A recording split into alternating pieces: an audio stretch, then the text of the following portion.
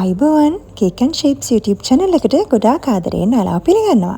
ඔන්න ඉතින් අද මේ වීඩියෝ එකෙන් මම ඔයාලත් එක්ක ෂෙයා කරගන්න යන්නේ යුනිකෝන් තීම් එකට හදපු මේ කේක් එක හදාගත්තේ කොහොමද කියලා. එහෙනම් අපි වීඩියෝ එකට ගිහින් බලමු. අද මම ඩෙකරේට් කරන්න යන්නේ කිලෝ එකමාරි චොක්ලට් කේක් එකක්.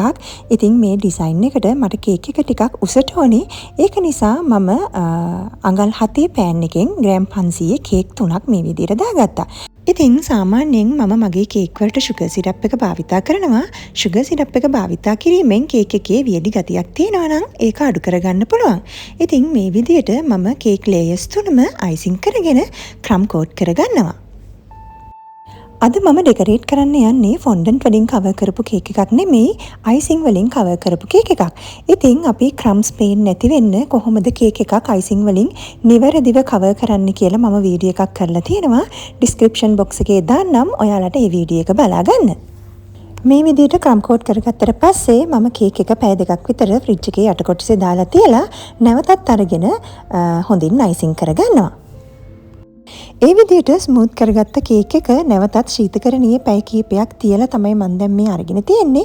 ඉතින් මට දැන් කේක් එක ඩෙකරේට් කරන්න ලේසි. අයිසිං ගෑවෙන්නේ නැහැ. කේක් එක හොඳට අයිස් වෙලා තියෙන්නේ.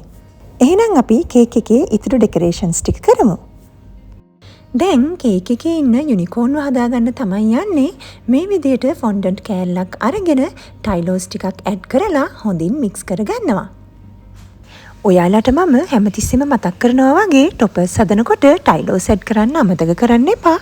ටයිලෝ සෙට් කරාම අපිට ටොපර් එක ඉක්මනින්ම වේල ගැනීමේ හැකියාවක් ලැබෙනවා. දැන් මේ විදිහට ටයිලෝ සෙට් කරපු ෆොන්ඩන්ට් කෑල්ලෙන් කොටසක් අරගෙන යුනිකෝන්ගේ යට කොටස හදාගන්න තමයි යන්නේ.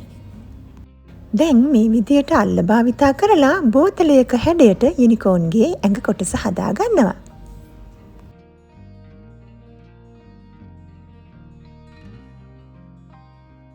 දැන් යුනිකෝන්ගේ ඔළුව කොටස හදාගන්න යන්නේ මේ විදිහට ටයිලෝ සෙට් කරපු තවත් ෆොන්ඩන්ට් කෑල්ලක් අරගෙන එක පැත්තක් හීනියට සහ අනිත් පැත්ත මහතට එන විදිහට මේ වගේ කොටසක් හදාගන්නවා.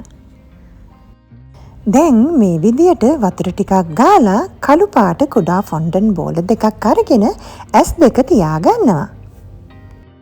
අපි ළඟ තියෙන ටූල් සෙට් එකේ තියෙනවනේ පොඩි කටක් වගේ ටූල් එකක්. ඉතින් ඒ ටූල් එක භාවිතා කරලා මේ විදියට මම කට ලකුණු කරගන්නවා.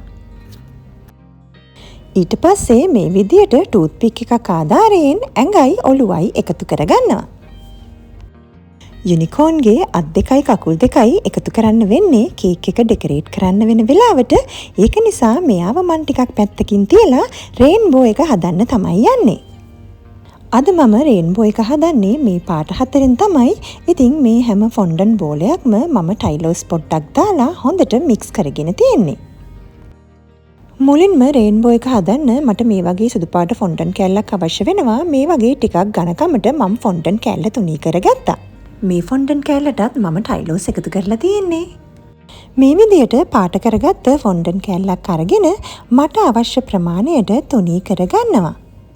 ඒ විදිහට තුනී කරගත්තට පස්සේ මේ වගේ රවුන්ඩ් කටර් එකක් මැදින් තියලා හැම ෆොන්ඩන්ට් කෑල්ලක්ම මේ විදිහට දේ දුන්නක ආකාරයට අලව ගන්නවා.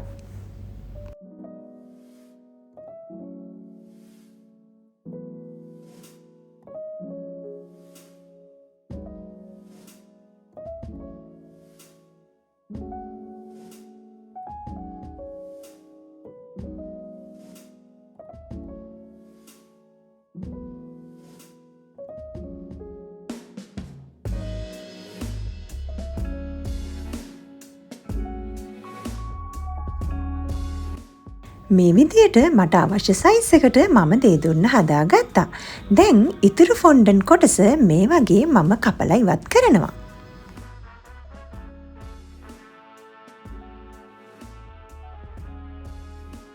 දැන් මේ වගේ උස බාබකියු ස්ටික් එකක් මට ඕන වෙනවා. දේ දුන්නේ උස වගේ දෙගුණයක් වෙන සයිස් එකට මම බාබකියු ස්ටික් එක කඩා ගන්නවා.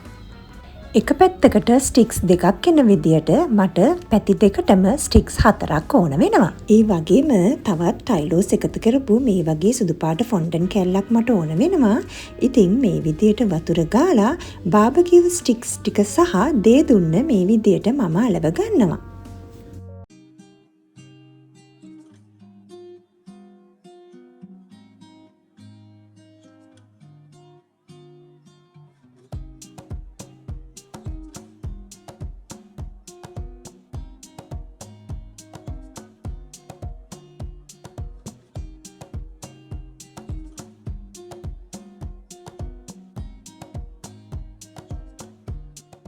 දැන් වැඩිපුර ෆොන්ඩන් කොටස් මේ විදියට කපලා ඉවත් කරගන්නවා.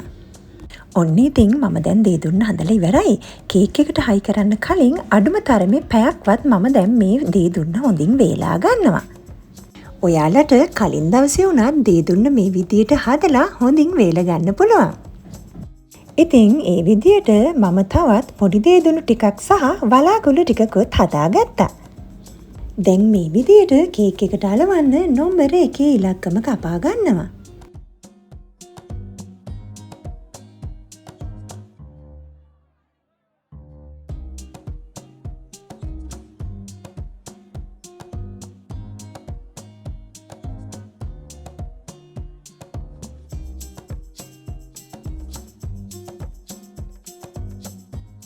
ඔන්න ඉතින් මම දැන් මට අවශ්‍ය ටොපර්ස් ටික ඔක්කොම හදාගෙන ඉවරයි.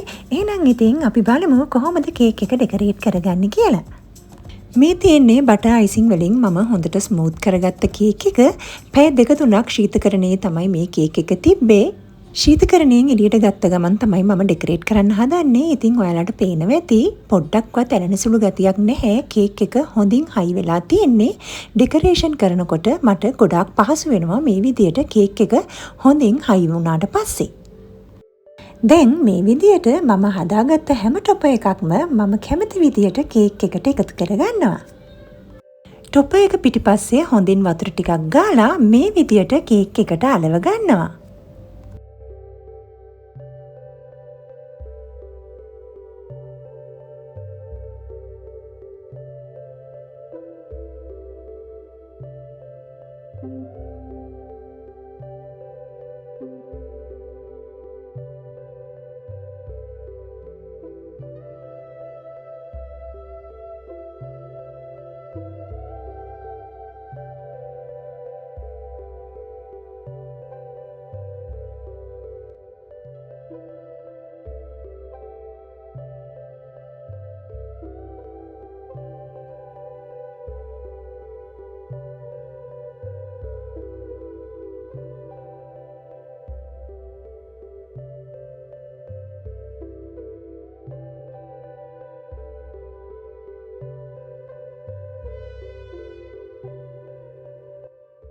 දැන් දේ දුන්න හොඳින් වේලුණාට පස්සේ මේ විදියට මම කේක් එකට සම්බන්ධ කරගන්නවා.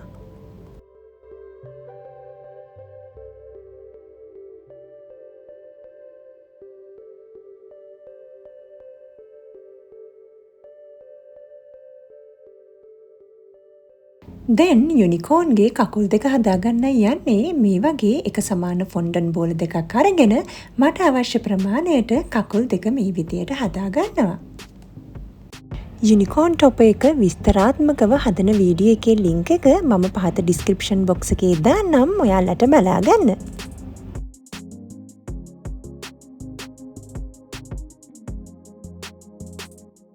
මේ විදියට මම තවත් කුඩා ෆොන්ඩන් බෝල දෙකක් හදාගන්නවා.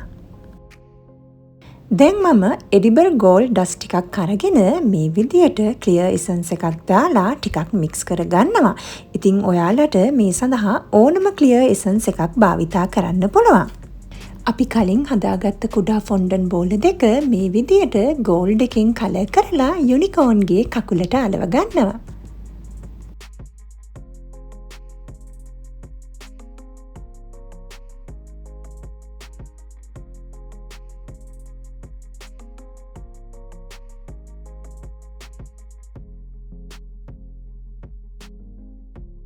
මේ විදියට අත් දෙකත් ගෝල් කලර් එකකින් පාට කරලා ඇඟට අලව ගන්නවා.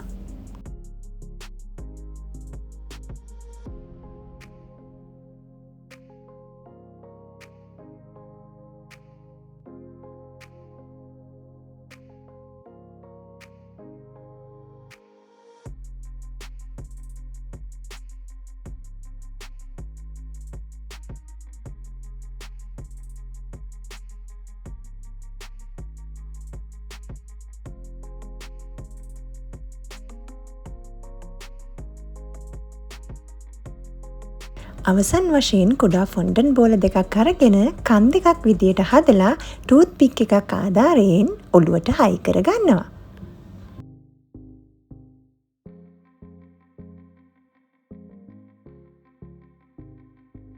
ඔන්න ඉතින් ඔය විදියට තමයි යුනිකෝන් කේක් එක ඩෙකරේට් කරලා මම ඉවර කරේ.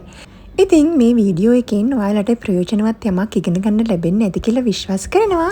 එහෙනම් ඉතින් අදට මේ වීඩියෝ එකෙන් සමුගන්නවා. ඔයාලට සුබ දවසක්.